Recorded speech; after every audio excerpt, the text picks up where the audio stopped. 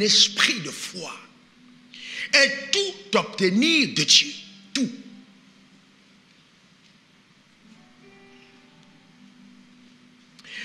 Jean 14, verset 13 à 14, il est écrit, tout ce que vous demanderez à mon nom, tout ce que vous demanderez à mon nom, je le ferai. Tout ce que vous demanderez à mon nom, je le ferai. Afin que le Père soit glorifié dans le Fils. Ça veut dire que Dieu, quand il agit dans ta vie, il veut tirer une gloire de ta vie. Et il dit, je le ferai, pas afin que toi tu danses simplement, mais ici il dit, je le ferai afin que le Père soit glorifié dans le Fils. Donc quand Dieu exauce le croyant, Dieu en tire une gloire. Dieu se réjouit de voir le croyant béni et comblé. Donc l'exaucement du ciel à ton égard réjouit le ciel. C'est incroyable. Il dit afin que le Père soit glorifié dans le Fils. Donc si tu es le Fils, Dieu tire une gloire à t'exaucer. Est-ce que quelqu'un comprend de quoi je parle? Ça veut dire que Dieu veut mieux que toi, que tu sois comblé, que tu sois béni, que tu sois heureux. C'est pour ça qu'il veut que tu demandes. Il ne te demande pas de demander pour que tu passes 8 heures de temps en prière. Non, mais pour que tu autorises l'intrusion du ciel dans ta vie. Parce qu'il ne veut rien faire dans ta vie sans ta propre permission. Il veut que tu lui autorises. Est-ce que quelqu'un comprend ça? Mets ta main sur ton corps, dis Dieu, je veux avoir la révélation de la parole. Non, demande-le, dis Saint-Esprit, révèle-moi la parole. Je veux comprendre la parole de Dieu. Amen. C'est très important. C'est vraiment important que tu le comprennes. D'accord? Regardez un autre texte. Jean 16, verset 23 à 24. En ce jour-là, vous ne m'interrogerez plus sur rien. En vérité, je vous le dis, ce que vous demanderez au Père, il le fera à mon nom. Il dit, ce que vous demanderez au Père, il le...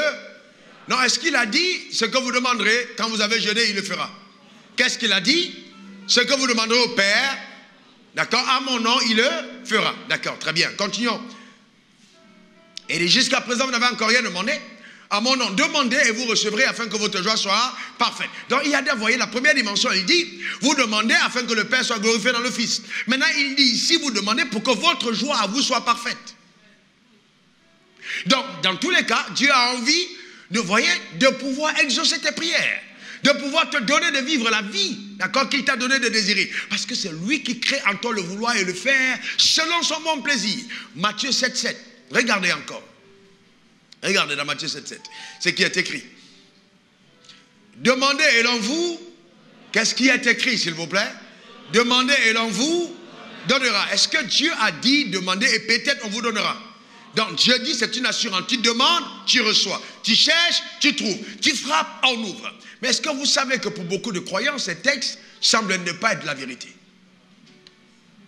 Beaucoup de personnes pensent que, bon, dans tous les cas, Dieu l'a écrit, mais peut-être qu'ils ne le pensaient pas vraiment. 2 Corinthiens 1, verset 20. Regardez autre chose. 2 Corinthiens 1, verset 20. Vous voyez, car pour ce qui concerne toutes les promesses de Dieu, c'est en lui qu'est le oui.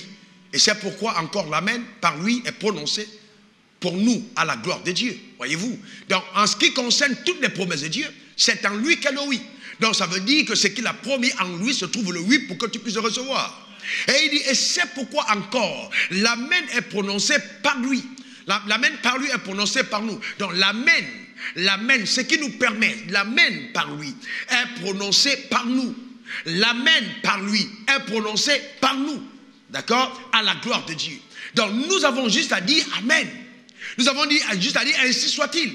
Ainsi soit-il veut dire nous autorisons ce que le ciel nous réserve pour que cela s'accomplisse dans nos vies. Donc en fait, Dieu veut que tu lui donnes la possibilité d'implémenter dans ta vie le plan qu'il a arrêté. C'est ce que la Bible dit. Est-ce que quelqu'un comprend de quoi je parle? Eh bien oui. Quelqu'un dise encore Amen. Amen. Eh bien, suis bien ceci. Donc la foi te rend responsable de l'issue que prendront les situations de la vie ou les événements auxquels tu feras face. La foi te rend responsable. C'est-à-dire que des issues de la vie ou des événements, d'accord, que tu vivras. La foi te rend responsable. En d'autres termes, tout ce qui t'arrive dans la vie, la foi te rend responsable de son issue. La foi te rend responsable. Ce n'est ni ton pasteur, ce n'est ni Dieu. Non, non, non, non. Ce n'est ni ton voisin, ce n'est ni le diable. La foi te rend responsable. N'oubliez pas que Adam D'accord, puisque nous avons vu que les démons n'accouchent pas. Les démons n'ont pas d'enfants. Donc les mêmes démons qu'il y a sur la planète Terre existaient déjà quand Dieu a dit à Adam domine. Et il a fait venir Adam seul sans femme. Et Adam a dominé sans sa femme. Dieu a été en train de démontrer qu'un seul homme sur la terre est capable de réduire à néant le système de Satan. Et que tous les démons de la terre ne peuvent rien contre toi.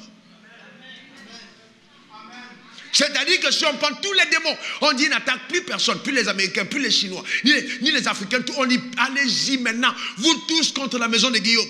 Je dis ce que j'ai déposé en Guillaume est tellement puissant que l'enfer verra qui je suis par Guillaume.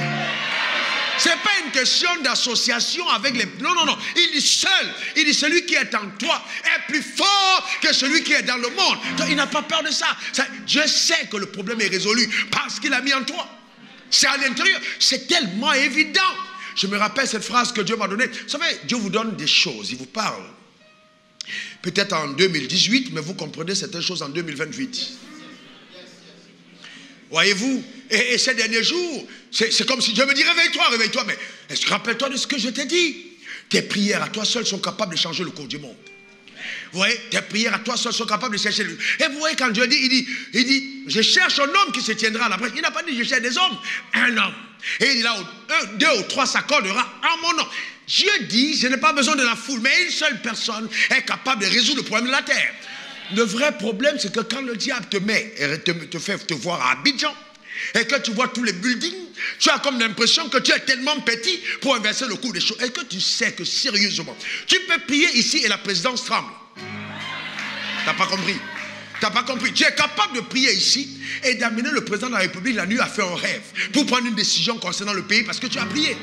Le vrai problème, c'est que beaucoup de croyants perdent conscience de leur impact. J'ai dit, comme j'aurai le temps d'enseigner la totalité de cette révélation, laissez-moi vous dire certaines choses. J'étais là aujourd'hui et puis j'étais très embêté. J'ai dit, Seigneur, je n'arrive pas à comprendre. Le temps passe trop vite, j'ai l'impression que je gère mal mon temps. Il m'a dit, non, je te fais vivre des expériences particulières. Je te fais entrer dans l'éternité, dans le temps. C'est-à-dire, pendant que les gens voient le temps passer normalement, puisque toi, tu entres dans l'éternité et tu reviens dans le temps, 3 heures pour toi maintenant ne ressemblent peut-être même... Toi, tu as l'impression d'avoir fait 30 minutes, parce qu'en fait, tu es dans l'éternité. Et la Bible dit, nous sommes assis avec Christ dans les lieux célestes. Donc, en étant dans l'éternité, nous pouvons perdre la conscience du temps. Et quand Dieu nous ramène dans le temps, on a l'impression que le temps est allé trop vite. Mais c'est l'éternité qui a ralenti le temps. Et donc, à partir de ce moment, nous voyons les choses de l'extérieur. Nous voyons les choses avec le regard de Dieu, qui regarde le monde pas étant dedans, mais comme étant dessus. Parce que c'est lui qui l'a créé. Il tient le monde entre ses mains. Donc, s'il tient le monde entre ses mains, il n'est pas dans le monde. Il est au-dessus du monde. Parce que c'est lui qui l'a créé. C'est comme ça que grand est notre Dieu. C'est comme ça que puissant est notre Dieu. C'est comme ça que merveilleux est notre Dieu. Il n'y a pas de limite dans ce qu'il est capable de faire. Il n'est pas limité. Pas du tout. Pas limité du tout. Mais le vrai problème, c'est que beaucoup d'entre nous sommes captifs quelque part. Et c'est ce qu'on va voir ensemble. On va voir ensemble. Comment on arrive donc à bâtir un esprit de foi. Regardez 2 Corinthiens 4, verset 13. Et comme nous avons le même esprit de foi qui est exprimé dans cette parole de l'Écriture, j'ai cru, c'est pourquoi j'ai parlé. Aussi, nous croyons et c'est pourquoi nous parlons. D'accord? Allons-y maintenant dans Matthieu 8, verset 13. Matthieu 8, 13. D'accord? Il dit au centenaire qu'il te soit fait selon ta foi. Qu'il te soit fait selon ta foi. En d'autres termes, ta foi te rend responsable de tout ce qui arrive. Tout ce qui t'arrive. De l'issue que prennent les choses. De l'issue que prennent les choses. Les choses qui t'arrivent, tu peux ne pas en être responsable. Mais l'issue de ces choses, c'est ta foi qui décide. Tu peux entrer dans un avion qui avait été programmé au crash. Mais l'issue du crash va déterminer de ta foi. Donc si tu as décidé de ne pas mourir par crash, l'avion dans lequel tu es ne crashera pas parce que tu as décidé que ta foi interdira le crash ou t'empêchera d'entrer dans un avion qui va crasher. C'est pourquoi Dieu est capable d'organiser des embouteillages sur le latrine pour t'empêcher d'arriver à l'aéroport parce que ta foi a décidé de ne pas crasher. Mais le problème, c'est juste que nous croyons que Dieu est capable d'agir de la sorte à partir de notre foi. C'est ça le vrai problème. C'est ça le vrai problème. Jusqu'où nous croyons en fait. C'est ça le vrai problème. Jusqu'où nous sommes en train de croire. Regardez Luc 18, verset 8. Je vous l'ai dit encore. Il leur fera promptement justice, mais quand le Fils de l'homme viendra, trouvera-t-il encore la foi sur la terre? Trouvera-t-il encore la foi sur la terre? Donc le vrai problème, c'est que Jésus dit, le problème c'est quoi? C'est que est-ce qu'on va trouver la foi sur la terre? Est-ce qu'on va trouver la foi? C'est le battement de son cœur. Est-ce qu'on va trouver la foi? D'accord, vous voyez, est-ce que Jésus trouvera la foi sur la terre? Voyez-vous? Est-ce qu'il va trouver la foi sur la terre? Donc nous devons construire, bâtir notre esprit de foi. Bâtir notre esprit de foi. Bâtir notre esprit de foi. Alors vous notez ceci, vivre par la foi est un choix. Vivre par la foi est un choix. Donc nous faisons le choix de vivre par la foi. Même si vivre par la foi est une exigence de Dieu pour le croyant. Mais pour que le croyant vive par la foi, il choisit de vivre par la foi. C'est un choix.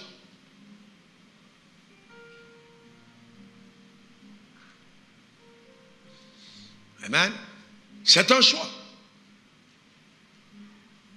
Et Dieu ne peut pas nous demander de vivre par la foi s'ils ne sont pas capables de vivre par la foi. Non. Dieu ne peut pas te demander de faire quelque chose qu'il ne t'a pas au préalable rendu capable de faire. Chaque fois que Dieu te demande quelque chose, c'est parce qu'il sait que tu peux le faire. Et toi, dans le naturel, tu as l'impression que tu ne peux pas. Parce qu'il te demande toujours ce qui est au-dessus de tes possibilités naturelles. Donc Dieu dit, d'accord, Galates 3, verset 11, le juste vivra par la foi. pourquoi? Parce qu'il veut que, il sait que c'est ce qu'il faut pour toi. D'accord? Habakkuk 2, verset 4.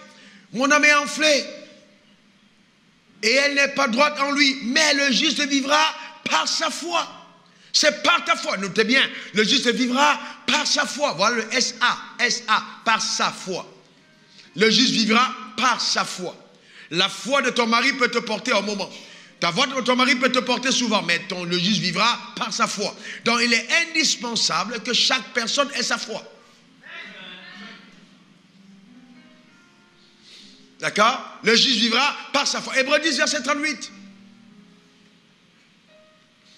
Hébreux 10, verset 38.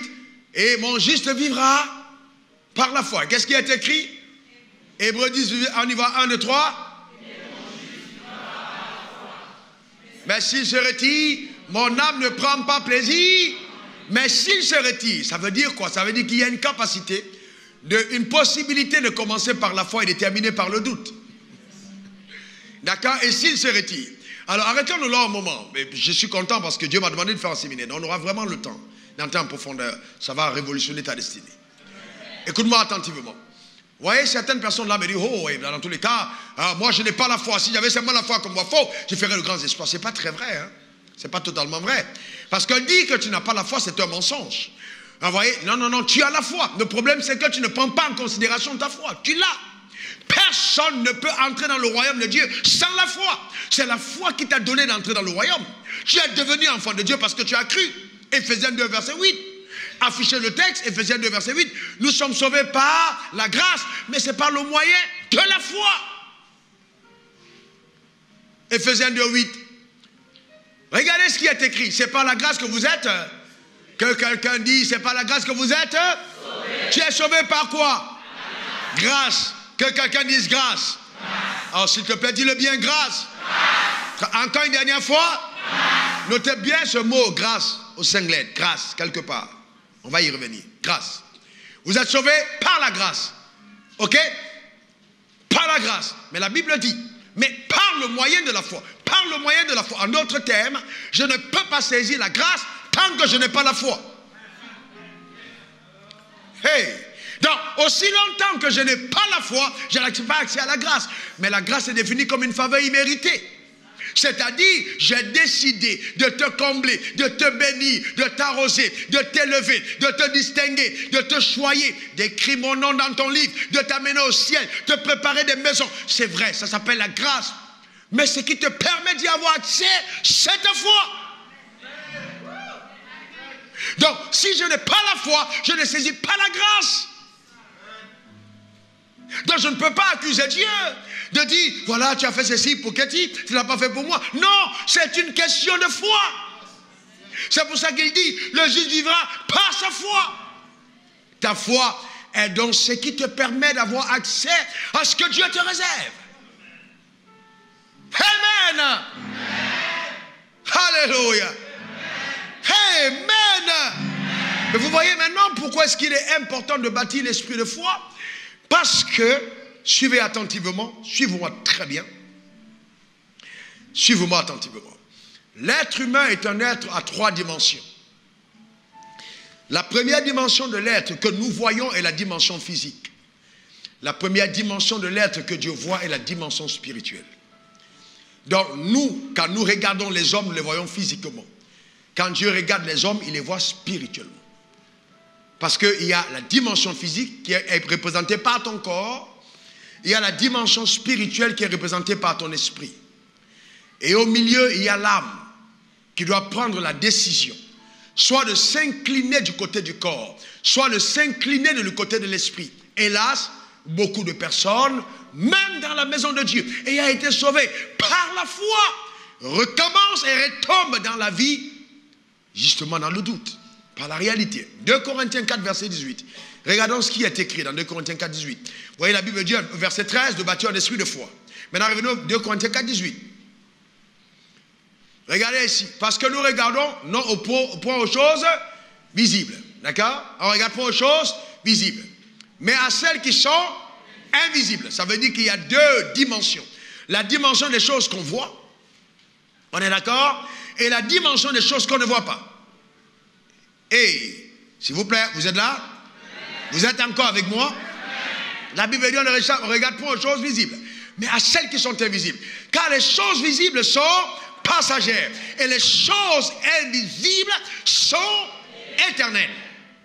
Donc, dans notre marche avec Dieu, nous devons prendre conscience de l'opposition entre les réalités et la vérité. La réalité, ce sont les choses que tes yeux voient. Nous ne regardons pas aux choses visibles, les choses que tes yeux voient. Tu regardes un jeune homme, tu dis, ah oui, mais ce n'est qu'un ouvrier. Qu'est-ce qu'il peut bien devenir? Qu'est-ce que je peux faire avec un homme pareil? Mais c'est un ouvrier en réalité. Mais un roi en vérité. Parce que chaque réalité cache une vérité. Derrière chaque réalité se cache une vérité. La personne que tu vois n'est pas tout ce qu'elle est. Donc quand Dieu regarde, il ne regarde pas à ce que nous voyons. Il regarde à ce qu'il voit. Et il appelle la personne par ce qu'il voit et non par ce que nous voyons. Et il est donc possible que la personne elle-même se voit comme les autres la voient. Et c'est comme ça qu'il dit à Jérémie, Jérémie, écoute, vas-y, annonce la parole. Jérémie dit, oh, je ne suis qu'un enfant. Il dit, ne le dis pas, je ne suis qu'un enfant. Pourquoi? Parce qu'avant que tu ne sois dans le ventre de ta mère, je te connaissais. Donc, n'essaye pas de m'enseigner qui tu es. Je suis ton créateur. Je t'ai conçu pour un plan, pour un but. N'essaye pas de me dire que les situations de la vie vont me limiter, moi, à ton égard. Hé, Jérémie, réveille-toi un peu. Sors de la réalité. Regarde-toi à l'intérieur. Avant que tu ne sois devant ta mère, je te connaissais. Oh non, papa, je n'ai pas été ordonné à l'église. Ce n'est pas un problème. Ils ne t'ont pas ordonné parce que l'église est désordonnée. Mais toi, je t'ai appelé Jérémie. Quelqu'un n'a pas compris de quoi je parle. Est-ce que quelqu'un comprend de quoi? Avant que tu ne sois devant ta mère, je te connaissais. Amen. Voyez-vous, donc on est face à la réalité et la vérité. Le système, les hommes vont toujours se limiter à ce qu'ils voient. C'est tout à fait normal, je veux dire l'homme naturel, à ce qu'il voit. Donc ne sois pas, je me rappelle un jour je suis allé à un programme, un homme de Dieu, j'ai aimé son prêche, c'était extraordinaire, c'était bénissant. Et je suis de ceux qui aiment reconnaître la grâce sur la vie des autres. Donc je suis allé, mais ce jour j'étais en digne, avec des tennis, j'avais une apparence qui ne reflétait pas le mandat qui était apposé sur ma vie. Et donc quand je l'ai approché en toute Tout strict, il a totalement refusé de me voir et il m'a repoussé. Il a demandé à son protocole de laisser de l'espace autour de lui. Donc on m'a poussé de l'autre côté. Et donc j'ai été repoussé de l'autre côté, je n'ai rien dit. Vous savez pourquoi? Parce que quand vous savez qui vous êtes, la réaction des gens à votre égard ne vous frustre pas. Non, chef, honnêtement, je n'ai pas été frustré. J'ai compris exactement sur quel tableau il était en train d'opérer. Il n'avait pas discerné. Il n'avait pas discerné que Dieu lui donnait la possibilité d'être en contact avec un homme dont il aura besoin demain. Il n'a pas discerné. Il m'a repoussé. Mais comme je savais qui j'étais, je n'ai pas eu de problème. Quelques années plus tard, ça c'est pas un film nigérien, authentique réalité. Quelques années plus tard, mon téléphone sonne et on me cherche. Et on me cherche, c'est cet homme qui est au bout du fil. Et il m'appelle et il me veut dans son pays. Et il me dit, je te donne 1 million comme droit pour que tu puisses venir. J'avais jamais entendu dire qu'un prédicateur peut prêcher, on lui donne 1 million de francs. Et donc il est au bout du fil. Sauf que je le reconnais parce qu'il a prêché, j'étais assis. Mais quand j'étais assis, eh bien, je suis venu vers lui, il ne savait pas que c'était le même gars dont on parlait. Son propre fils voulait plus devenir évangéliste. Son fils dit, je veux devenir révérend comme Réan Wafo de Côte d'Ivoire. Il dit, mais qui est cet homme qui amène mon propre fils à ne plus devenir évangéliste comme son père? Pour raccourcir le témoignage, quand je suis arrivé à l'aéroport et je suis descendu, il ne m'a pas reconnu. Vous savez, il ne m'a pas reconnu, mais moi je le reconnaissais. Parce que ça veut dire qu'entre-temps, j'avais changé, mais il était resté le même. Moi, j'avais reconnu. Est-ce que vous comprenez? J'avais reconnu. Et je suis arrivé. Amen. Et je n'ai pas raconté l'histoire parce que je ne voulais pas l'embarrasser. Je n'ai pas raconté l'histoire. Je suis resté calme. C'est la même grâce, la même personne à qui Dieu était en train de le connecter qu'il était en train de repousser. Est-ce qu'il n'est pas souvent arrivé à une fille de repousser un jeune homme et de se rendre compte plus tard que c'est lui le premier ministre? Il y a des gens, hein? Et je vois des personnes, c'est tenir les doigts. Hein? Amen. Parce que vous savez pourquoi est-ce que ça arrive? Comme j'ai le temps, hein? Comme j'ai le temps de revenir sur ça, vous savez pourquoi ça arrive? Parce que souvent les femmes ne savent pas pourquoi est-ce qu'elles sont créées. C'est ça le vrai problème. Et c'est pour ça que beaucoup de femmes passent à côté de leurs rêves. Parce que beaucoup de femmes veulent avoir un homme qui est un produit fini. Elles veulent avoir une vérité alors qu'elles ont été conçues par Dieu pour pousser la réalité à la vérité. Donc aussi longtemps qu'elle regarde un homme et qu'elle attend de voir une X5, de voir une tête privée, de voir tel compte bancaire déjà bien fourni, elle risque d'attendre longtemps alors que le gars qu'elle doit propulser vers ce niveau est à côté et elle dit je ne veux pas de toi. Vous savez que la Bible dit que Dieu a créé la femme comme aide. La femme comme aide. C'est-à-dire que le rôle de la femme, c'est d'aider l'homme. L'aider. Quand on dit aider, aider l'homme. C'est le rôle de la femme, c'est d'aider l'homme. Pas de le commander, non. Non. Mais pourquoi tu as fait ça? Non, c'est de l'aider. Aucun homme ne laisse sa mère pour venir trouver encore une autre mère. Non, il veut. Non.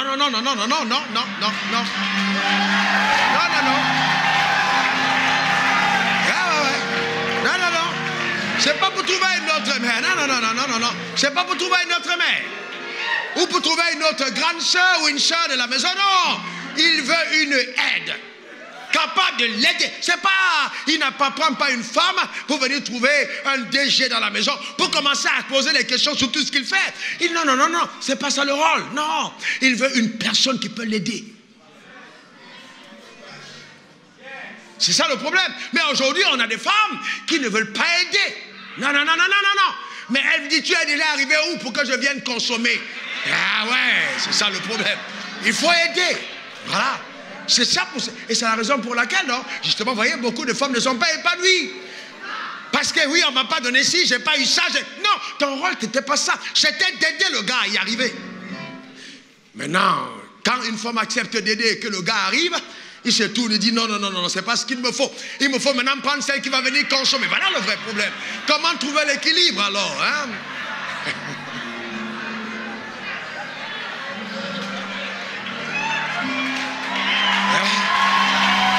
Voilà le problème. Vous savez, la vie avec Dieu est tellement simple. Le vrai problème, c'est que les gens sont sortis de la vérité et sont entrés dans la réalité. Voilà le vrai problème, en fait. Si on décidait de vivre en parfaite adéquation avec la parole de Dieu, vivre comme Dieu nous voit, on aurait moins de problèmes. Le problème, c'est qu'on sort de là pour commencer à mener une vie basée sur les 5 sens. Ce que tu vois, ce que tu goûtes, ce que tu touches, ce que tu entends, ce que tu humes, ça peut te tromper. C'est le territoire de Satan. C'est le ring, c'est l'endroit où il est fort. Il est capable, il va t'embrouiller avec des uppercuts. Tu vas tomber KO. Si tu restes dans les réalités, Satan te maintient captif. Les réalités sont toujours menteuses. Les réalités sont trompeuses. Les réalités sont dissimulatrices de la vérité. Il faut aller au-delà de ce que tes yeux peuvent voir. Ah, le vrai problème. Voilà le vrai problème. Et c'est pour ça que beaucoup de croyants sont là. Oui, oui, Dieu ne me bénit pas, je ne vois rien. Depuis que je suis là, je ne vois. Dieu ne t'a pas demandé de voir, il te demande de percevoir.